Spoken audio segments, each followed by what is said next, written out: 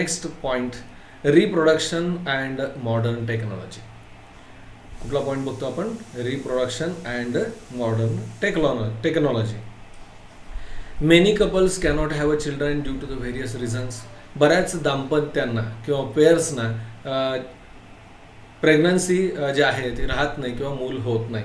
So in case of a woman, irregularity in menstrual cycle, difficulties in oocyte production, then obstacles in oviduct, difficulties in implantation in uterus and many others are reasons responsible for this. म्हणजे फिमेलच्या बाबतीत, वुमनच्या बाबतीत असं लक्षात येतं की बरीचशी कारणं जबाबदार आहेत की जी संतती न होण्यासाठी कारणीभूत आहे. आता नेमकी कुठली कारणं आहेत पक्क लक्षात ठेवा.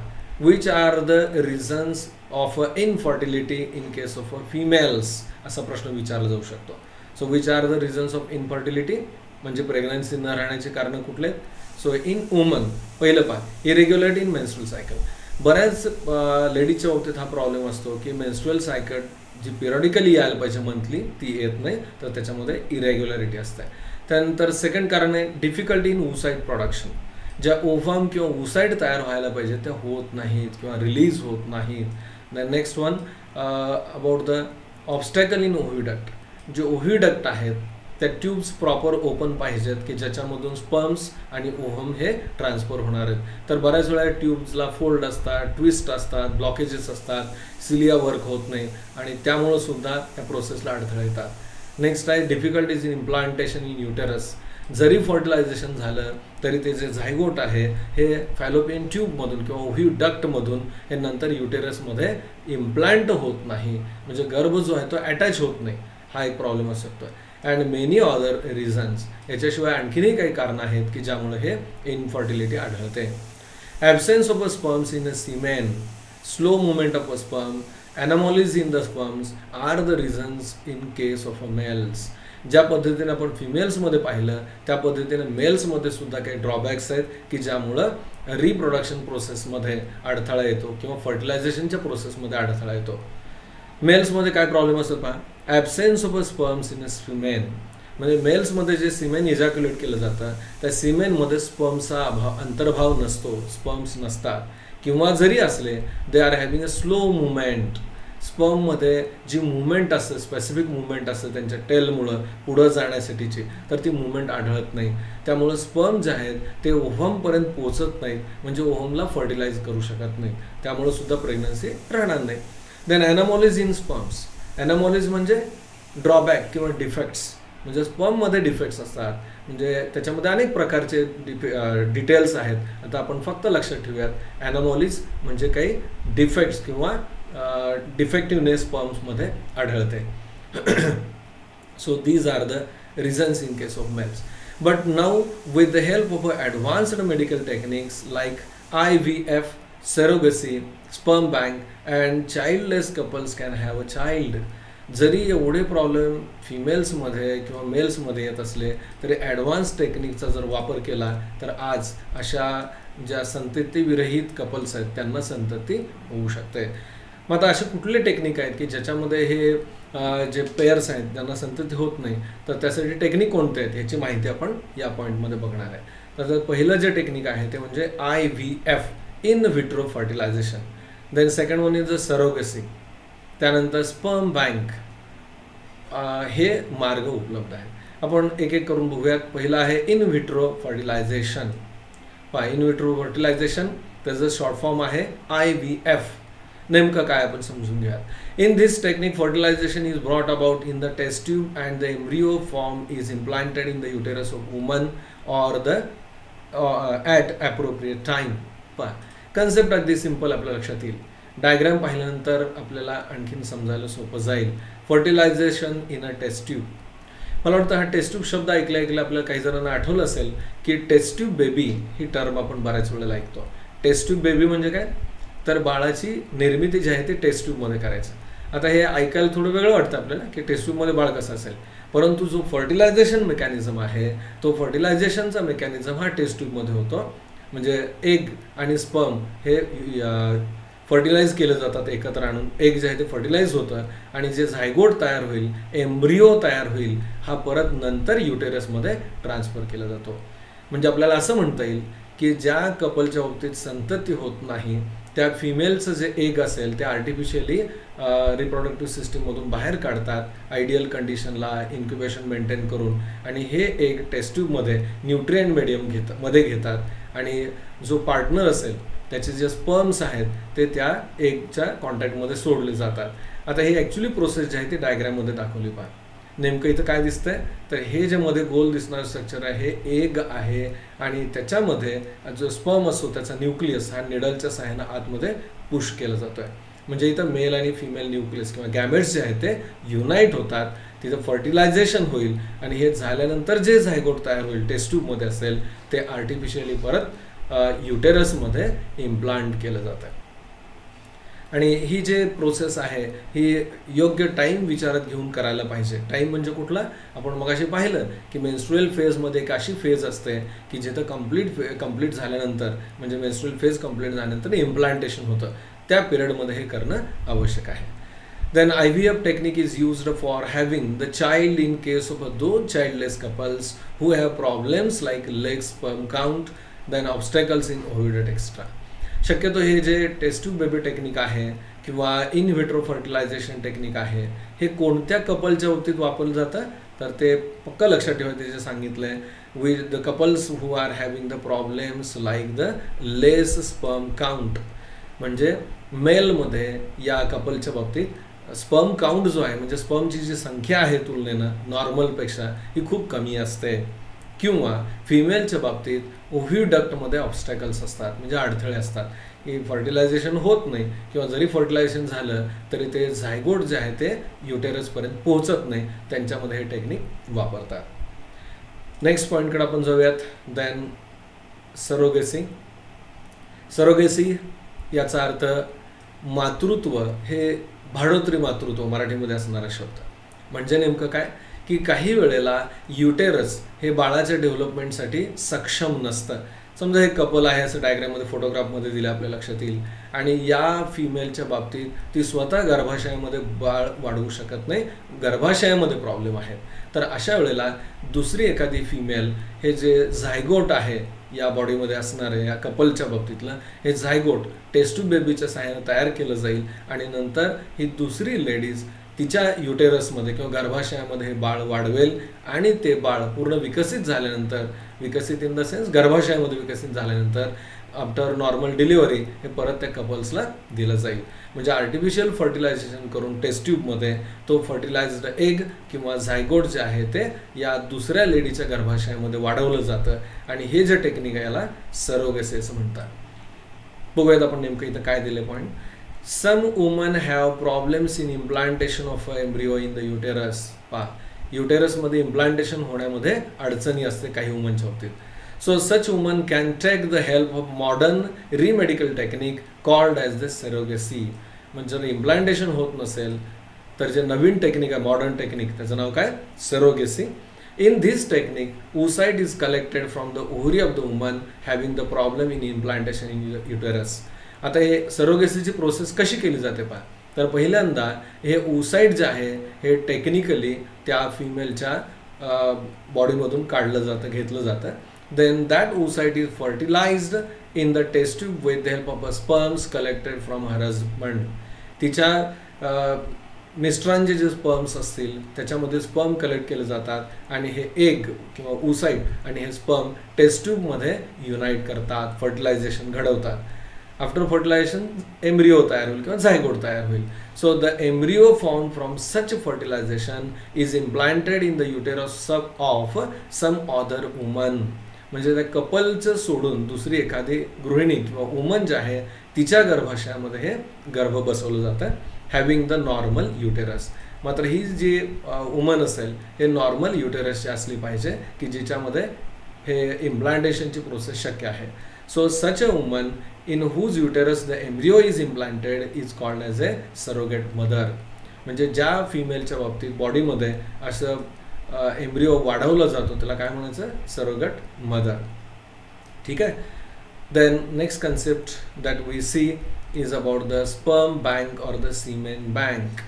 Sperm bank or semen bank मला वाटतं नावावरून आपल्याला अंदाज आला असेल की नेमकं काय. जसं आपण मनी बँक पाहतो, पैशाच्या बँक, त्या पद्धतीनं स्पर्म बँकसुद्धा अवेलेबल आहेत की ज्यामध्ये स्पर्म स्टोअर्स केले जातात. There are various problems in sperm production as mentioned above in case of many men. म्हणजे जेंट्सच्या बाबतीत सुद्धा काही जणांच्या मध्ये स्पर्म प्रोडक्शनमध्ये प्रॉब्लेम असतो. काउंट कमी असणं, मोटिलिटी असणं, वायबिलिटी नसणं, अशा अनेक अडचणी आहेत. तर त्यासाठी एक पर्यायी मार्ग म्हणजे स्पर्म बँक आहे. So as to have a children in case of such couples the new concept of sperm bank has been introduced. म्हणजे अशा कपलच्या बाबतीत की ज्याच्यात मेल जे आहे ते प्रॉपर स्पर्म डेव्हलप करत नाहीत त्यांच्यासाठी हा ऑप्शन आहे. So this concept is similar to the blood bank. मी आत्ता बोललो की जसं ब्लड बँकमध्ये ब्लड स्टोअर केलं जातं आयडियल टेम्परेचरला, एन्व्हायरमेंटल कंडिशनला, इन्क्युबेशनच्या सहाय्यानं, अगदी त्याच पद्धतीनं या ठिकाणी स्पर्म्स किंवा सिमेन जे आहे ते स्टोअर केलं जातं.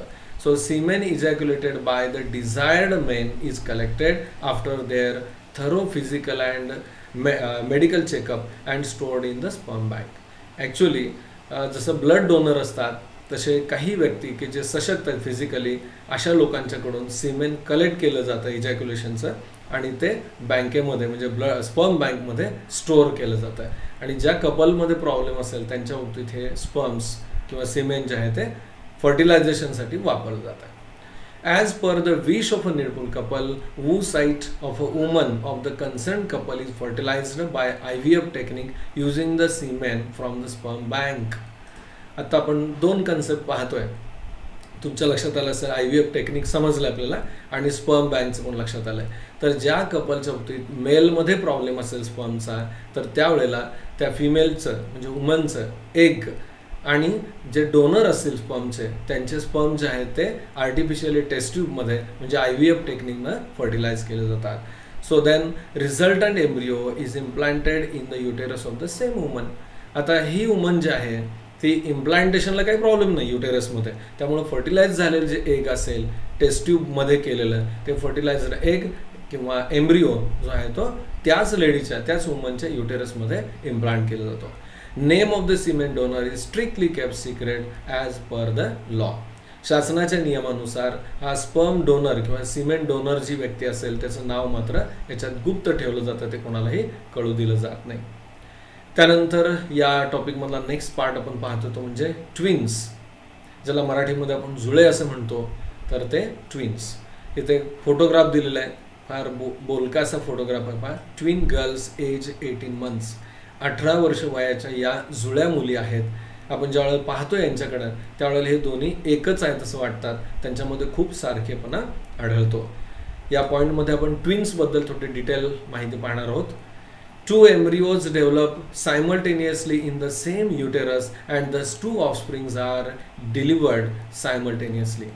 काही वेळेला फर्टिलायझेशन मेकॅनिझममध्ये ओव्हरीमधून एकाच्या ऐवजी 2 ओहम रिलीज होतात आणि ह्या दोन्ही ओहमला वेगवेगळे स्पर्म फर्टिलाइज करतात आणि 2 एम्ब्रिओ तयार होतात आणि दोन्ही एम्ब्रिओ युटेरसमध्ये इम्प्लांटेशन होऊन डेव्हलप होतात आणि शेवटी ज्या वेळेला पूर्ण प्रेग्नन्सी संपेल त्यावेळेला 2 स्वतंत्र बाळं डेव्हलप झालेली पाहायला मिळतात. सो सच ऑफस्प्रिंग्स आर कॉल्ड ॲज ए ट्विन्स. अशी जी जुळी बाळं आहेत त्याला आपण जुळी असंच म्हणतो की जे 2च्या संख्येने आहेत. Many couples have twins. आणि बऱ्याच वेळेला समाजामध्ये अशी जुळी जन्माला आलेली आपण पाहतो, बऱ्याच घरांमध्ये आढळतात.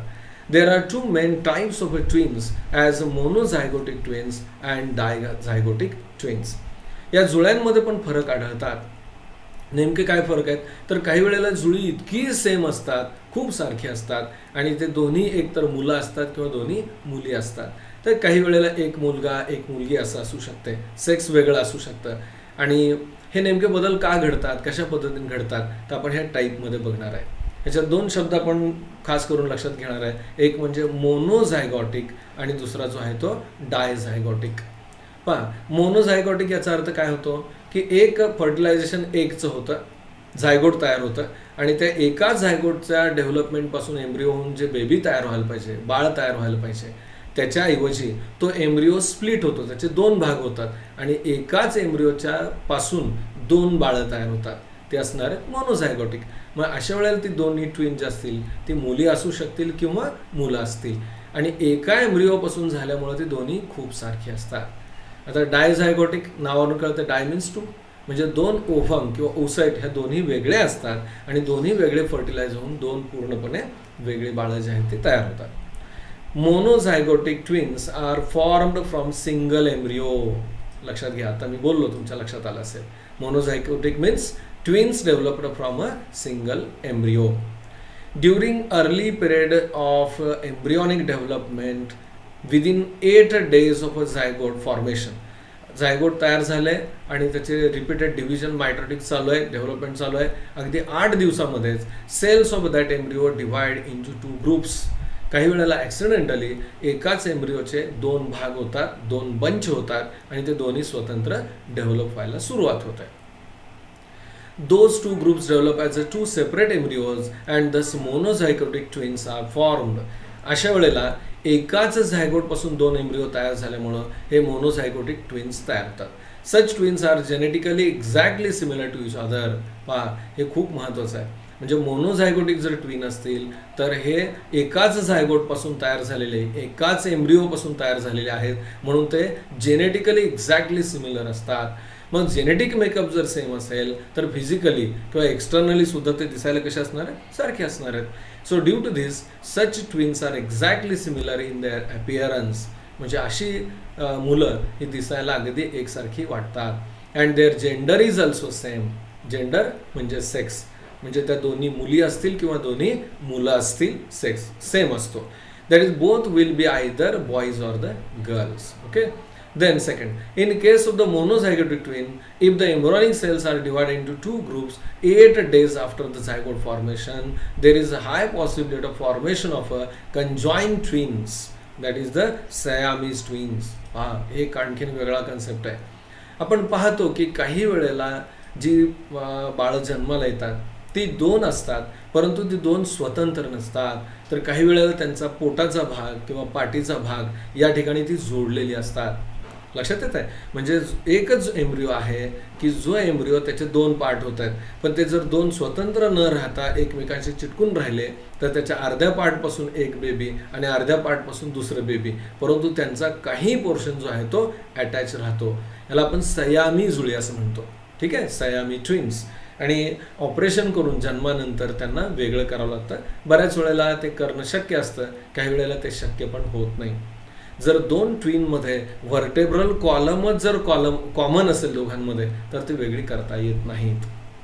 सच twins are born with some parts of body joint to each other. मी आता बोललो, अशा मुलांच्या बाबतीत त्यांच्या शरीराचा काही भाग दोघांमध्ये कॉमन असतो किंवा जॉईंटेड असतो. So some organs are common in such twins. आणि जर काही भाग चिकटलेला असेल तर काही ऑर्गन जे आहेत ते दोघांमध्ये कॉमन असतात. Occasionally, 2 oocytes are released from the ovary of a woman and both the oocytes are fertilized by 2 separate sperms and thus 2 zygotes are formed.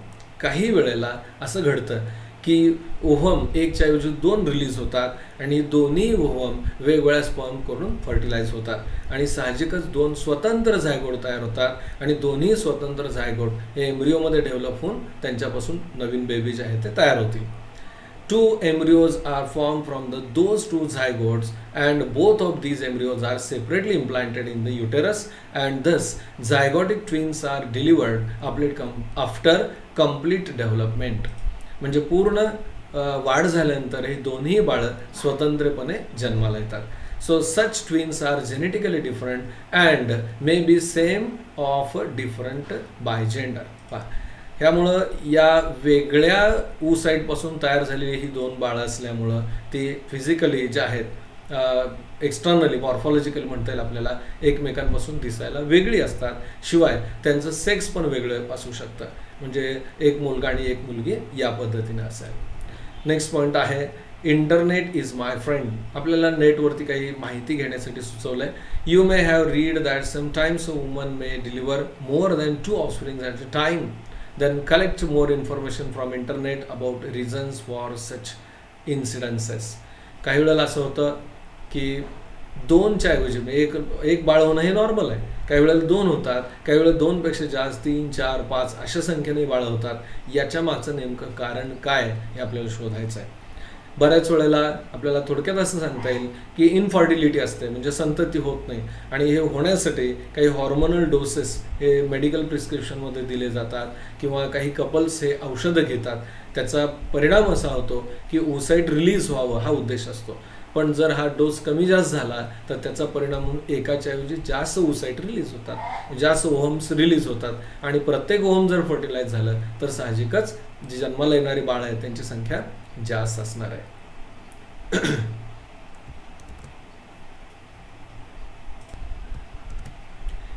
यानंतर या टॉपिकमधला लास्ट पार्ट आपण पाहतोय, reproductive health. A person state of being physical and mental and the social strongness is called as a health. एखाद्या व्यक्तीच्या बाबतीत physical म्हणजे शारीरिक, mental म्हणजे मानसिक, आणि सोशल म्हणजे सामाजिक, स्ट्रॉंगनेस खंबीरता हेच त्याचं आरोग्य असतं. In our country, there seems to be a lack of awareness regarding the reproductive health due to various reasons. आपल्याकडं असं पाहायला मिळतं आपल्या कंट्रीमध्ये, देशामध्ये, की बऱ्याच लोकांमध्ये ही जाणीव जी आहे रिप्रोडक्टिव्ह हेल्थबद्दलची, पुनरुत्पादन संस्थेबद्दलच्या संदर्भातली, तर ही फारशी नाही.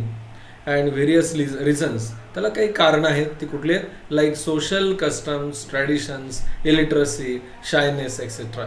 बऱ्याच वेळेला या रिप्रोडक्टिव्ह सिस्टीमबद्दल किंवा प्रजननाबद्दल, जे रिप्रोडक्टिव्ह सिस्टीम्स आहेत याच्याबद्दल समाजामध्ये, घरामध्ये किंवा इतर ठिकाणी चर्चा होत नाही, आणि त्याचा परिणाम म्हणून ते आता सांगितलं ना, सोशल कस्टम्स म्हणजे एक रीती आहेत, अशी उघडमध्ये आपण ह्या ज्या गोष्टी चर्चा करत नाही, किंवा काही परंपरा आहेत, हे योग्य नाही आहे, बरोबर नाही. काही वेळेला अशिक्षितपणा असतो, काही वेळेला शायनेस म्हणजे लाज वाटते उघडपणे असे बोलण्याची, त्यामुळं प्रॉब्लेम्स येऊ शकतात. Especially, there seems to be an indifference towards the reproductive health of women. विशेषतः खास करून महिलांच्या आरोग्याच्या दृष्टीनं रिप्रोडक्टिव्ह हेल्थच्या दृष्टीनं फारसं लक्ष दिलं जात नाही. Occurrence of the menstrual cycle is related with the reproductive and overall health of woman. खरं तर मेन्स्ट्रुअल सायकल सुरू होणं हे स्त्रीच्या दृष्टीनं अतिशय महत्त्वाची प्रक्रिया आहे तिच्या आयुष्यातली ती. Nowadays woman are working at par with a men. आपण पाहतो की सध्या महिला सुद्धा अगदी पुरुषांच्या बरोबरीनंच खांद्याला खांदा लावून काम करत आहेत, बाहेर ऑफिस वर्क सुद्धा करत आहेत. So due to this they have no stay outdoors for whole day. They have to stay outdoors for the whole day. म्हणजे महिलांना सुद्धा दिवसभर घराच्या बाहेर राहावं लागतं. So bleeding occurs during menstrual cycle. बऱ्याच वेळेला त्यांना हे मेन्स्ट्रुअल फेज असते, मेन्स्ट्रुअल सायकल चालू असते, आणि त्यामुळे ब्लिडिंगचा प्रॉब्लेम चालू असतो. So due to this the private organs that is the genitals need to be maintain clean time to time. खरं तर या मेन्स्ट्रुअल फेजमध्ये जेनायटल ऑर्गनचं क्लिनिंग आवश्यक आहे, स्वच्छता आवश्यक आहे. पण जर ते ऑफिसमध्ये राहत असतील किंवा बाहेर जावं लागत असेल तर हे क्लीनलेस मेंटेन करता येत नाही. So otherwise problems regarding the reproductive health may arise. आणि जर स्वच्छता किंवा काळजी घेणं शक्य नाही झालं तर त्याचा परिणाम या रिप्रोडक्टिव्ह सिस्टीममधले काही प्रॉब्लेम्स किंवा आजार निर्माण होतात. Some problems regarding reproductive health may arise in men too. ह्याच पद्धतीनं मेल्समध्ये म्हणजे पुरुषांमध्ये, जेंट्समध्ये सुद्धा काही आजार होतात. It is essential to maintain the cleanliness of their genitals also. Same फिमेलच्या प्रमाणे मेल्सनी सुद्धा त्यांचे जेनायटल ऑर्गन्स किंवा रिप्रोडक्टिव्ह सिस्टीमची काळजी घेणं, स्वच्छता ठेवणं हे आवश्यक आहे. Among the various sexual diseases, syphilis, gonorrhoea occur on large scale. म्हणजे काही आजार जे सेक्शुअल डिसीजेस मानले जातात हे बऱ्याच वेळेला पाहायला मिळतात. त्यामध्ये सिफिलिस, त्यानंतर गोनोरिया हे आजार पाहायला मिळतात. Both of this diseases are caused by the bacteria. हे दोन्ही प्रकारचे आजार येत आहेत, म्हणजे सिफिलिस असेल किंवा गोनोरिया असेल, हे बॅक्टेरियामुळे होतात. सो ऑकरन्स ऑफ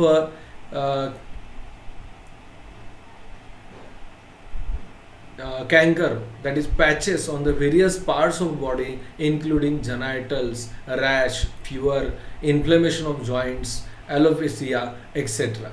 आता या आजारामध्ये नेमकं काय घडतं तर शरीरावरती बऱ्याच वेळेला पॅचेस येतात, जेनायटल ऑर्गन्सवरती पॅचेस येतात, रॅश येणं म्हणजे ज्याला आपण म्हणतो ना पुरळ येणे, लाल फोड उठतात, बऱ्याच वेळेला ताप येतो आणि इन्फ्लेमेशन म्हणजे दाह होतो, जॉईंट्स जे सांधे आहेत ते दुखतात. त्यानंतर ॲलोपेशिया, काही लक्षणं आढळतात त्याच्यामध्ये. Are the symptoms of a syphilis. Syphilis जो आजार आहे त्याच्यामध्ये आढळणारी लक्षणं आहेत. Then painful and burning sensation during urination. बऱ्याच वेळेला युरिन पास करताना बर्निंग सेन्शन असतं, म्हणजे दाह होतं, आग होते. उझिंग ऑफ अ पस थ्रू द पेनिस. बऱ्याच वेळेला पेनिसमधून म्हणजे युरिनेशनच्या वेळेला पस बाहेर पडतो, हे इन्फेक्शनचं लक्षण आहे. अँड व्हजायना, सेम फिमेलच्या बाबतीत सुद्धा व्हजायनामधून पस रिलीज होतो. So inflammation of urinary tract, anus, throat, eyes etcetera are the symptoms of a gonorrhoea. हा जो दुसरा आजार आपण पाहिला गोनोरिया, याच्यामध्ये नेमकं काय काय लक्षणं आढळतात हे लक्षात ठेवा. ठीक आहे. आणि लास्ट एक पार्ट आहे, डू यू नो, आपल्याला माहीत आहे का, पॉप्युलेशन एक्सप्लोजन. हा शब्द काय वापरलाय, पॉप्युलेशन एक्सप्लोजन, म्हणजे लोकसंख्येचा प्रस्फोट. प्रस्फोट याचा अर्थ काय की लोकसंख्येची वाढ इतक्या झपाट्याने होते की जसं स्फोटामध्ये एकदम एनर्जी बाहेर पडते त्या पद्धतीनं खूप प्रचंड वेगाने ही लोकसंख्या वाढते. त्याचा एक टॅब्युलर फॉर्म किंवा टॅब्युलर डेटा आपल्यासमोर आहे, तो आपण बघूयात. Excessive growth of population within a short duration is called a population explosion. पहा, अगदी कमी कालावधीमध्ये खूप मोठी लोकसंख्या वाढणं म्हणजेच population explosion. You may have realized from the table given beside about the fast population of a growth of India. भारताच्या बाबतीत, या बाबतीत आपण खूप आघाडीवर आहोत लोकसंख्या वाढवण्याच्या दृष्टीनं. अर्थात हे चुकीचं आहे, परंतु खूप मोठ्या संख्येने लोकसंख्या वाढ होती आहे. We have to face various problems like unemployment. पहा, या वाढत्या लोकसंख्येमुळं काही अडचणी, समस्या आपल्याला समोर येत आहेत, त्याला फेस करावं लागतं आहे. त्यामध्ये अनएम्प्लॉयमेंट, रोजगार उपलब्ध नाही. डिक्रीजिंग पर कॅपिटा, दरडोई उत्पन्न कमी आहे, पैसे कमी मिळत आहेत, income.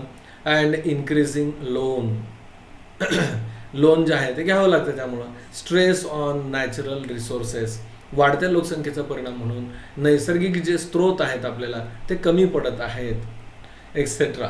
There is only one solution for all such problem and it is population control.